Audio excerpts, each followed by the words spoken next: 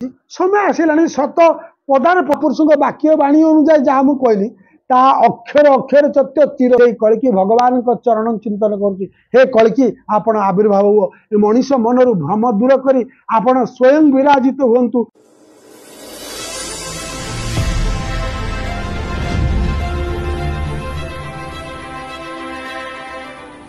जय जगन्नाथ, जय पंचसखा, जय ध्यानपुर, जय गुरुदेव। अब आमर गोटे प्रश्न अच्छी आम अभी प्रत्येक यूट्यूब चैनल माध्यम बहुत चैनल आम देखा पाचे कलियुग विषय भरपूर वीडियो छड़ा जाती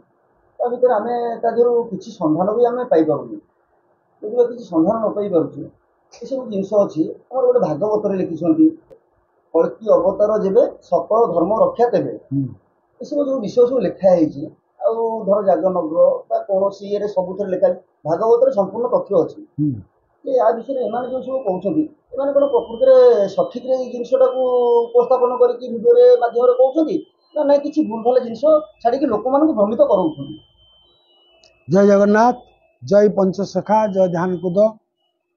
भारत वर्ष साधु सन्त देश प्रथम श्री ऋषिमुनि साधु सन्त को चरण वंदन करुच्ची। विश्व प्रभु जगन्नाथ, माता शारदा देवी, मोर गुरु तत्वगुरु पंच महापुरुषों चरण तले अच्युत अनंत जशवंत चरण तले अनंत कोटि प्रणाम। मोर मन आत्मार एवं सबूर जे शीर्ष अच्छा श्री बड़देव बड़ ठाकुर बलियार भुज अनंत स्वामी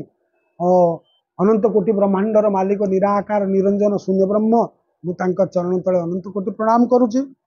कथाटी बड़ पचार कथा हूँ गोटे धर्म संकट में पड़ा भाई कथाटी मत लगुच आम अनेक जिनस बहुत जगार कहीदे कि मुझे मात्र कहि ये जो कल्कि अवतार को नहीं भिन्न भिन्न मत होता मालिकार बहु विभिन्न मत चली माने भिन्न भिन्न लोक कहते बहु असत्य रही असत्य कहते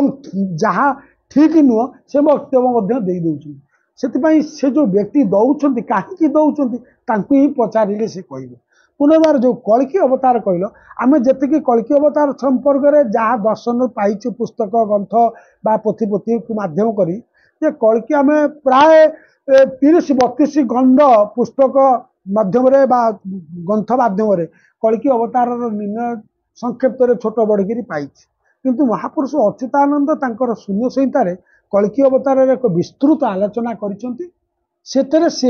कल्किंकर वर्ण चिन्ह पिता माता तांकर कीर्ति तांकर की लीला हम कौन कौन करेंगे से वर्णना करा से जो वर्णना कराई से वर्तमान जो माने कल्कि कल्कि बोली चिंतन कहते से वर्णना को जी पढ़ो सी आकाश पाताल भली मन करेंगे से कल्कि कौन तार किसी आदि अंत ना तेणु या व्यतीत जमी कहल कल्कि अवतार जब सकल धर्म रक्षा तुले श्रीमद भागवत द्वादश स्कंदरे महापुरुष जगन्नाथ दास भविष्य ग्रंथर उपस्थापन कला बेले कल्कि विषय जे अच्युतानंद जहाँ शून्य संहितार कहते भागवत जे कल्कि भगवान पिता नाम माने विष्णु शर्मा नाम ब्राह्मण विष्णुदशा ब्राह्मण बा विष्णु शर्मा विष्णु दास इत्यादि नाम तांकर पत्नी जशवंती ब्राह्मणी और तांकर उदर रे भगवान जन्म हेबे कल्कि अवतार जन्म भितर से द्वादश मास से माता गर्भमंडन कर जन्म हेबे जन्म हैला परे से भगवान कल्कि जी जन्म हेबे समल नगर से समल नगर रे जन्म हेबे एवं तांको नाम से जन्म हो सारा पर तेज प्रकाशिब से कल्कि भगवान तपस्या रत हेबे किए किए तांको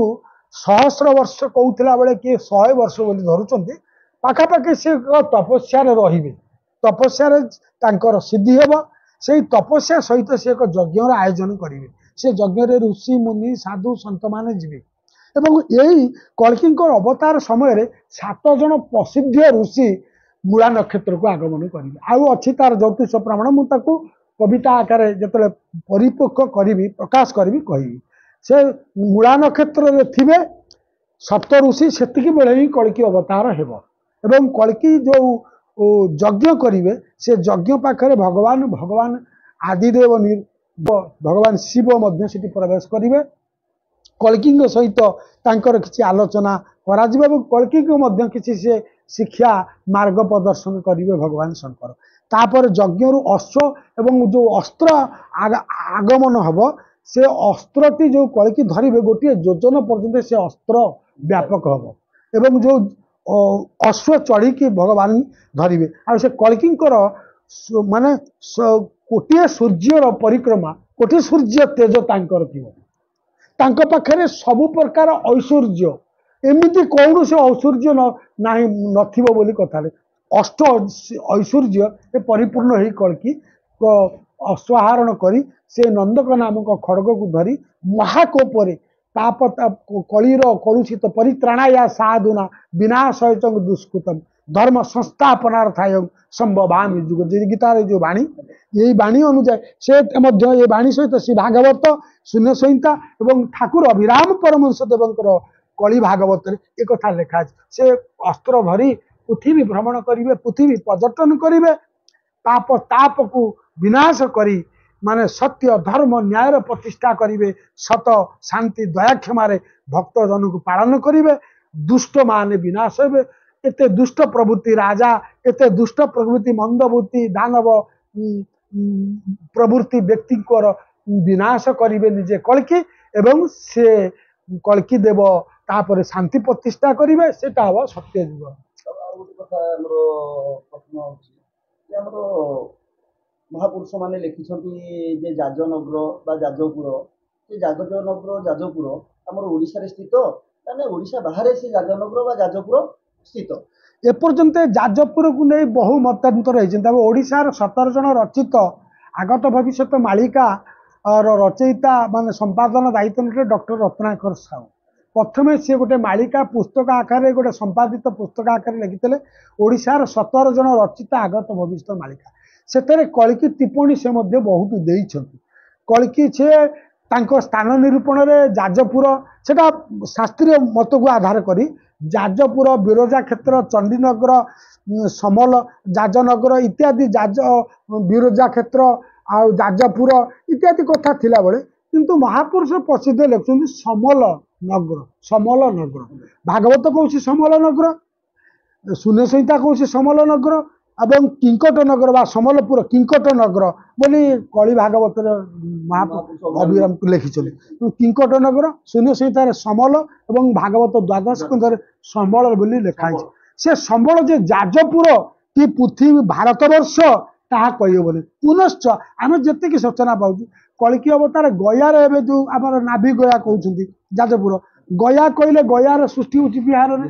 ତାମାନେ ଆମେ କହିବା ଗିହାରରେ ଆପଣଙ୍କର ଯୋଉ କଟରପା ଆମଙ୍କର ସାଲେପୁର ନିକଟରେ ଗୋଟେ କଟରପା ଗାଁ ଅଛି ସେ ଯୋଉ କିଙ୍କଟ ନଗର ତାକୁ ମଧ୍ୟ ମଳିକାର ପ୍ରଣାଳୀ ସେଇଟା କିଙ୍କଟ ନଗର। ଆପଣଙ୍କର ଏପଟେ କାକଟପୁରକୁ କିଙ୍କଟ ନଗର ମଧ୍ୟ କୁହାଯାଉଛି କଟକକୁ ମଧ୍ୟ କିଙ୍କଟ ନଗର କୁହାଯାଉଛି। ତେଣୁ କୋଉଟା କିଙ୍କଟ ନଗର ଆଉ କୋଉଟା ଯାଜପୁର ଆମେ ଶାସ୍ତ୍ର ମତରେ ବୁଝିଛୁ ଯେ ଯାଜପୁର କହିଲେ ପ୍ରଭୁଙ୍କ ପାଦ ପ୍ରତ୍ୟେକ ପିଣ୍ଡ ବ୍ରହ୍ମାଣ୍ଡ ତତ୍ପରେ ମଧ୍ୟ ଆମ ପାଦ ହେଉଛି ଯାଜପୁର ଆମ ମସ୍ତକ ହେଉଛି ସ୍ୱର୍ଗ ମଧ୍ୟ ପାତାଳ ଅଛି। ତେଣୁ ପ୍ରଭୁଙ୍କର ପାଦ ହିଁ ହେଉଛି ଯାଜପୁର। ପ୍ରଭୁ ଯୋଉଠି ପଦାର୍ପଣ କରିବେ ସେଇଟା ହିଁ ତାଙ୍କର ଯାଜପୁର ବା ପଦ ଯାଜପୁର ହବ। ତାହେଲେ ଆମେ ଆଜି ପ୍ରକୃତର ତଥ୍ୟଟା କହୁଛି ଯେ କଳ୍କୀଙ୍କର ଅବତାର ବିଷୟରେ ଯେ ଯାଜପୁର ପାଦ ଯୋଉଠି ପ୍ରଭୁଙ୍କର ପାଦ ଯୋଉଠି ପଡିବ ସେ ହିଁ ଯାଜନଗର ବୋଲି ପ୍ରମାଣିତ ହବ। ଯୋଉଠି ପ୍ରଭୁ ପ୍ରଥମ ପଦାର୍ପଣ କରିବେ ବା ପଦ ତାଙ୍କର ଯୋଉଠି ରହିବ ସେଇଟା ହିଁ ଯାଜପୁର ହବ। ପୁନଶ୍ଚ ଯାଜପୁରର ଇତିହାସ ମଧ୍ୟ ବହୁତ ଅଛି ଯେ ଯାଜପୁରରେ ପ୍ରାଚୀନ ମା ବିରଜା ଅଛନ୍ତି। ବିରଜାଙ୍କର ମହିମା ଅପାର। ଯାଜପୁର ବିରଜା ପ୍ରସିଦ୍ଧ ସ୍ଥାନ ଏବଂ ସବୁ ତନ୍ତ୍ର ବା ଯୋଉଟା କି ଆମର ପ୍ରସିଦ୍ଧ ଶକ୍ତିପୀଠ ଭାବରେ ବିରଜା ମଧ୍ୟ ମଡ଼ିଗଠିତ। ତେଣୁ ବିରଜା କ୍ଷେତ୍ରକୁ ମଣ୍ଡଳ କରିବେ ସେଠି ନାଭିଗ୍ରହ ଅଛି ଇତ୍ୟାଦି କଥା ହୁଏତ କଳ୍କୀ ଯଦି ଆସିକି ସେଇ ଜାଗାରେ ମଣ୍ଡନ କରନ୍ତି ଆମେ ଅସ୍ୱୀକାର କରିପାରିବୁନି କିନ୍ତୁ ତାହା ପ୍ରମାଣ ଯୁକ୍ତ ମତ ଅଛି। କିନ୍ତୁ କୋଉଠି ପ୍ରକୃତ କଳ୍କୀ ଜନ୍ମ ହେବେ ତାହା ବିଚିତ୍ର। ବର୍ତ୍ତମାନ ଓଡ଼ିଶାର ବିଭିନ୍ନ ସ୍ଥାନରେ କଳ୍କୀ ଆଉ ବଳଦେବଙ୍କର ଜନ୍ମ କିଏ ଅନନ୍ତ ଅବତାର କିଏ କଳ୍କୀ ଅବତାର କିଏ ଅଚ୍ୟୁତ ଅନନ୍ତ ଯଶବନ୍ତ ଅବତାର ବୋଲି କହିଲେଣି। କିଏ ଯଦି କେହି ଅବତାରୀ ପୁରୁଷ ଅଚ୍ୟୁତ ରାମଦାସକୁ ଜାଣିପାରିବେନି अच्युत जन्म 4 छका 5 छका चिन्ह पारे मुझे प्रथम कहबी जी कल्कि कहूँ आगे ये 5 जन छका सी कहू ये अच्युत ये अनंत सी हरिवंश कहींपारे रामायण कहींपारे आम भी बहुत चैनल माध्यम देखीचु जे से प्रमाण दौरान परिसर जो मैंने अच्छा सी रामदास बा द्वादश गोपाल सी वर्णित कर नारद बा अन्य अन्य ऋषि मैंने पाखे अच्छा बोले से प्रमाण भी दौरान आम बहुत चैनल देखीचु केते दूर सत्य केते दूर मिथ्या यहाँ तो आम कहींपारानी से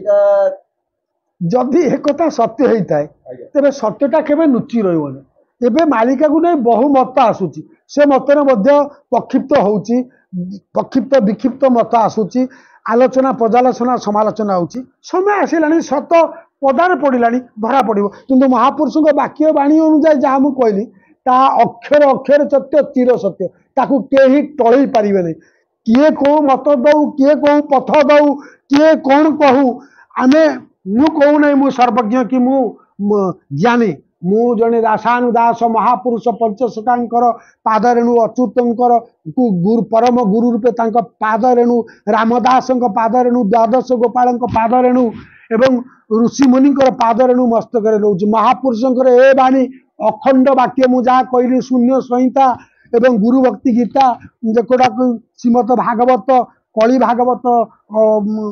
अभिराम परमंशकर एवं या व्यतीत अन्य सब अच्युत अनंत जशवंत दर्शन पाई से समय बहुत कथा से समय बहुत बाकी से समय आसव दिन भारत को ओडिशा को मु से समय को अपेक्षा करी से कलिकी भगवान का चरण चिंतन करुच्ची हे कलिकी आपण आविर्भाव हो मनीष मनरु भ्रम दूर करी आपण स्वयं विराजित हुंतु परित्राणया साधुना विनाशयत दुष्कृतं धर्म संस्थापनार्थाय संभवामि जुगे जुगे आपण संभवित हुंतु कलिकी देवाय नम मिलेक्ष निबह निधने करोसी करवाल जहाँ जयदेव कहले आपण धरिकी आसतु मिलेक्ष मान कर जो योजन व्यापी कलिकी खड़गरे आपण पपिता कर ताकू अपेक्षा करी रहउची जय जगन्नाथ जय पंचसखा जय ध्यान।